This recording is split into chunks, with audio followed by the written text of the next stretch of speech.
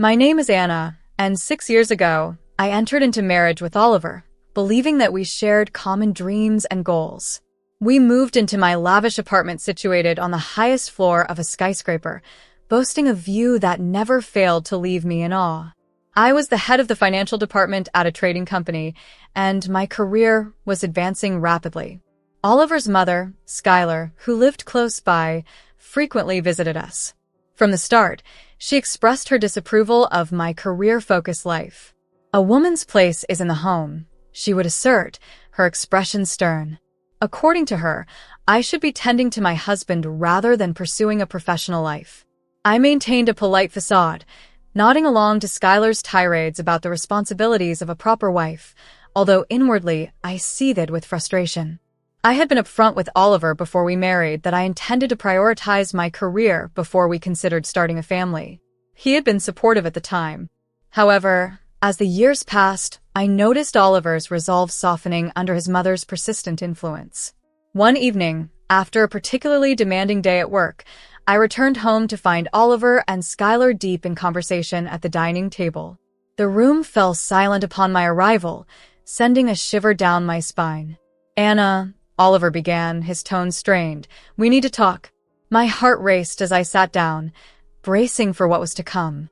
Skylar spoke first. "Anna, dear, we're concerned about you. All this work, it's not healthy. You're neglecting your home and your husband. When will you consider having children?"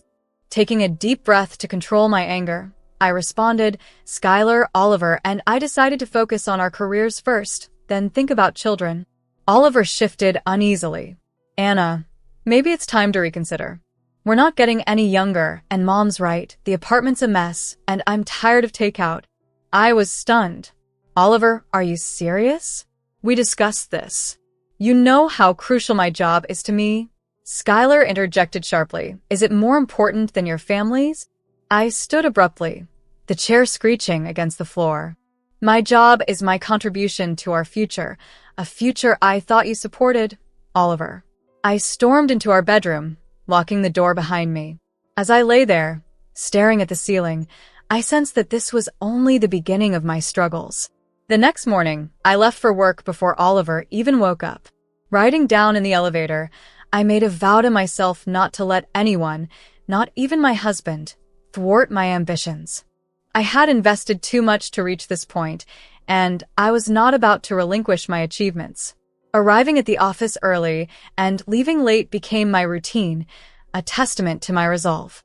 My hard work did not go unnoticed. Later that day, my secretary informed me that the company president wanted to see me. Heart pounding, I made my way to his office. "Come in, Anna," Mr. Grayson greeted, his expression inscrutable. "Have a seat." As I perched on the edge of the leather chair, hands clasped nervously, he began, "I've been watching your work closely." His tone was serious, hinting at the unexpected discussions that lay ahead. I have to admit, I was overwhelmed with surprise and a sense of accomplishment when Mr. Grayson revealed the company's plans for expansion. We were to merge with a major firm from another city, and I was stunned by the news. I could hardly believe my ears when he announced his intention to promote me to lead a brand new department. Despite the excitement, he didn't mince words about the challenges ahead. The position would demand unprecedented dedication and effort, more than I had ever exerted. Contemplating the expectations of my loved ones and recalling the countless evenings I had spent analyzing financial reports, feeling a deep sense of fulfillment when my efforts contributed to the success of a project, I felt ready. "Absolutely, sir. I accept the position, and I assure you you won't be disappointed," I responded confidently. As I left the office, buoyed by a mix of anticipation and elation, thoughts of sharing this milestone with my partner spurred me on. I envisioned how this advancement could bring us closer to realizing our dreams of lavish homes and frequent global excursions. En route home, I stopped to pick up Oliver's favorite dishes from our preferred eatery, a bottle of champagne, and roses to mark this momentous occasion. Upon arriving, I found Oliver lounging casually, seemingly disinterested in the TV show blaring in the background. Eagerly, I announced my promotion, hoping to see joy in his reaction. Instead, his response was tepid, concerned more about the increase in my working hours than the opportunities this promotion might afford us. Yes, it does mean more work, but think of the benefits. We could afford our dream house and travel as we've always wanted, I explained, trying to keep the mood light and hopeful. Oliver's reaction was a mix of frustration and sadness. He lamented the lack of time we spent together, questioning the future of our relationship if my career continued to dominate. His words stung, dampening the celebratory spirit I had carried home. In a mix of hurt and confusion, I pointed out the dinner I brought, hoping to salvage the evening as a celebration. Yet, the night ended with Oliver retreating to his office, leaving me alone amidst the remnants of what was supposed to be a joyous celebration. As I sat in the quiet of our living room, the weight of my choices pressed heavily upon me, making me question the true cost of my professional success. Determined to find a balance, I resolved to hire a housekeeper to manage household chores and prepare meals, hoping this might address some of Oliver's concerns about our home life. Satisfied with this decision, I felt a temporary relief, yet the deeper issues between us remained unaddressed, hinting at more significant decisions and changes that lay ahead. 3 weeks after deciding to hire help, I returned home to a remarkably clean apartment and the comforting smell of a home-cooked meal wafting through the air. I was filled with a quiet satisfaction, anticipating Oliver's delight at the change. As soon as he entered and noticed the transformed space, I eagerly explained, I hired a housekeeper. She takes care of cleaning and cooking, hoping it would ease things for us both. However, instead of the appreciation I expected, I saw his expression darken. This is your solution? To hire someone else to fill in for you? Oliver challenged, his words cutting through my excitement. That's not fair, Oliver, I protested, feeling a mix of frustration and hurt. I'm trying to find a balance here. Balance, he scoffed. Is this what you call balance? Finding a replacement for yourself at home. What's next, Anna? I was stung by his harsh words, feeling as if he had indeed slapped me. How dare you? I hissed, my voice sharp with indignation. I'm doing everything I can to improve our life together, and this is your response? Without another word, Oliver stormed out, the door slamming shut behind him. I was left standing in our pristine kitchen, surrounded by the silent echoes of our confrontation and a dinner growing cold. In the following days, our communication dwindled to nearly nothing. I immersed myself in the demands of the upcoming corporate merger, finding solace in the familiarity of financial reports over the turmoil at home. Then, on a Saturday, I managed to keep free from work, and I attempted a new approach. I spent the morning preparing Oliver's favorite dishes, set our table with the finest china, and dressed in the gown he had gifted me on our last anniversary.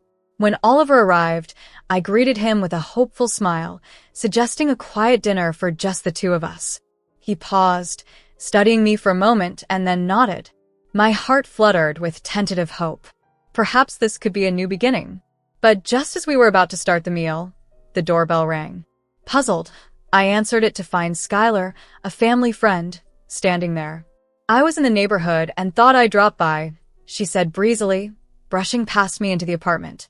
As Skylar made herself at home, monopolizing the conversation with pointed remarks about my domestic efforts and supposed lack of maternal instincts, my planned intimate dinner quickly devolved into an awkward family gathering. You know, Skylar said, refilling her wine glass, in my day, a woman knew her place was at home. We took pride in taking care of our husbands and raising our children. I excused myself under the pretext of fetching dessert, but leaned against the kitchen counter instead, my spirit deflating. Skylar's voice carried from the dining room, suggesting Oliver needed to talk some sense into me about prioritizing family over career. As I stood there, the weight of her words and the strain of our marital tensions overwhelmed me.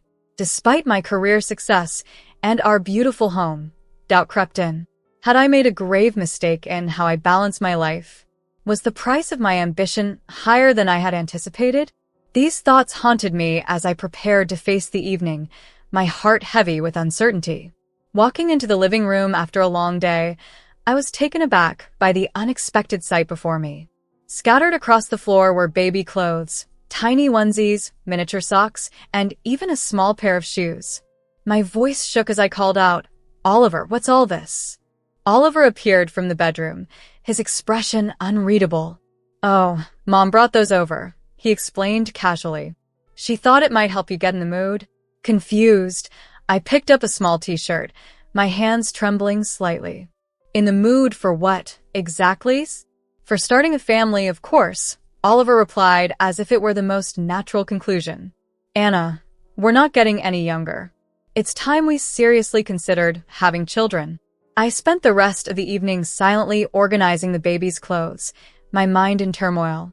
Doubts crept in. Was I being selfish? Was my ambition putting my marriage at risk? The next morning, I woke to find more baby items strategically placed around our apartment. A rattle on the coffee table, a baby book on my nightstand, and a high chair in the kitchen. Skylar's doing. As the days passed, these items seemed to multiply, each new addition transforming our apartment into an impromptu nursery, whether I liked it or not. One evening, I returned home to find Skylar lounging on our couch, flipping through a parenting magazine. Her smile was strained as she greeted me. "Oh, Anna dear, I hope you don't mind. Oliver said I could wait for him here." I nodded, barely concealing my irritation, and retreated to the bedroom to change.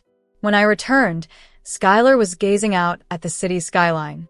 "You know, Anna," she began, not turning to face me, "a view like this is wasted on just two people.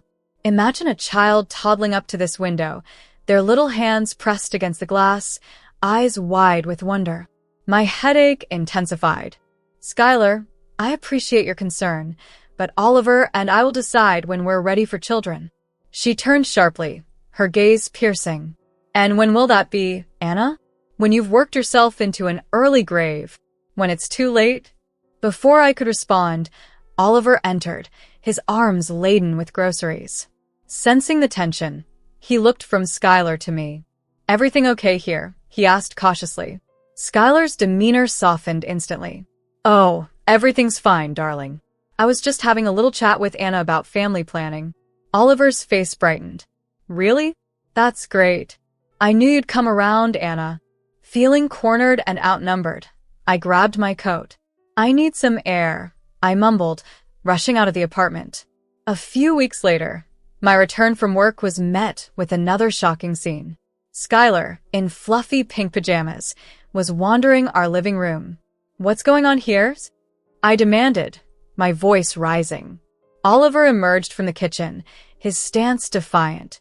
"I've decided that Mom is going to live with us. You're always at work, always away. I'm tired of being alone." I was stunned. "You decided without even discussing it with me? When are you ever here to discuss anything?" Oliver retorted. I turned to Skylar, who was watching the exchange with a satisfied smirk. "You can't stay here. This is my home." Oliver's expression darkened. "If you're not happy with this arrangement, you can get out." I felt as if I had been slapped. His words echoed in my head, a painful reminder of how far apart we had drifted. I owned the apartment long before Oliver and I exchanged vows. It was my property, registered in my name.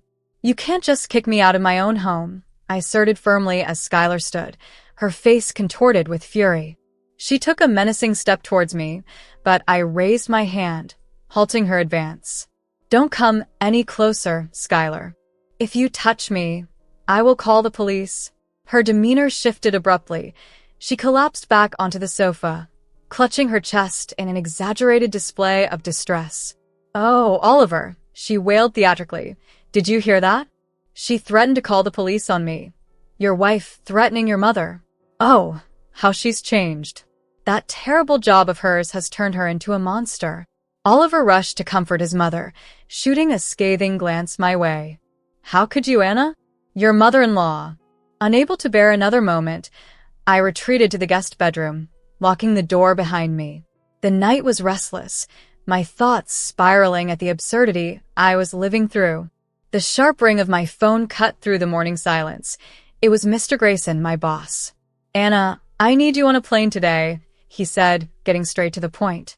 "We're ready to move forward with the merger. I need you in Milwaukee, ASAP."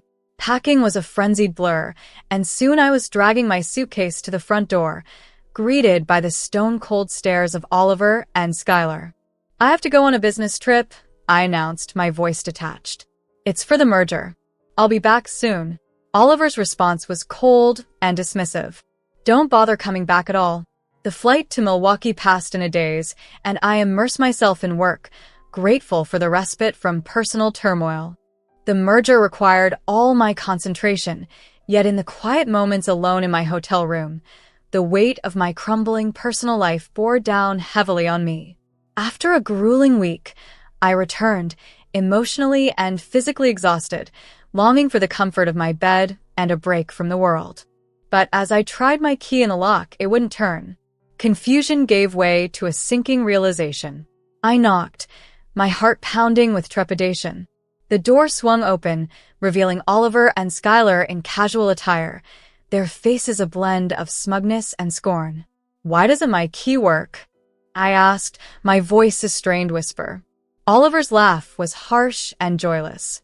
"I changed the locks," he declared, his eyes gleaming cruelly. "You can come in if you're ready to choose your family over your precious career." Stunned, I stared at him, really seeing the man he had become. A bitter, manipulative stranger. From his pocket, he produced a stack of papers and thrust them at me with dramatic flair. "Divorce papers," he announced. "It's time to choose, Anna. Your career or your home. What's it going to be?" Skylar's shrill voice interrupted my shock. "Well, we're waiting. Make your choice." Taking a deep breath, I straightened my spine, my resolve hardening. "I choose my career," I declared, my voice steady and clear. "Because I no longer have a family or a husband here, not anymore." Oliver's face twisted in anger, but I felt a profound sense of clarity and freedom. As difficult as the moment was, I knew I was making the right choice for myself. As Oliver thrust the pen into my hand, I signed the divorce papers right there in the hallway, a mixture of shock and resolve setting into my every move. The moment I finished, Skylar grabbed my arm, her grip tight and unyielding, and pushed me toward the elevator. "Good riddance," she spat venomously as the door slammed shut behind me. Left alone in the hallway, staring at the closed door of what was once my sanctuary, an unexpected laugh escaped me. It bordered on hysteria. I had just been evicted from my apartment, the one I purchased with my hard-earned savings. Exhausted and unwilling to cause a scene, I collected my suitcases and headed to a nearby hotel to gather my thoughts. A few hours later, my phone rang. It was Lydia, the realtor, who had helped me buy my apartment. "Anna, how are you holding up?" she asked, her voice laced with concern. "I've been better," I replied, feeling the weight of the day crushing down on me. "Why do you ask?" Lydia hesitated before continuing. "I've seen Oliver's posts on social media. He's saying some pretty nasty things about you." A knot formed in my stomach. "What kind of things?" "He's calling you a soulless careerist who destroyed your family for your job. He claims he sacrificed everything for your relationship, and you just used him and tossed him aside. He's even talking about suing you for alimony. People are really sympathizing with him." Anna, anger surged through me. "That's not what happened at all." "I didn't think so," Lydia said. "Want to tell me your side?" After I shared the events of the past week, Lydia was silent for a moment. Then, with a soft sigh, she said, "Oh, Anna, I'm so sorry you're going through this. Listen, I'm going to set the record straight with our friends and colleagues. People need to know the truth." I thanked her, feeling a lump form in my throat. Her support meant everything at that moment.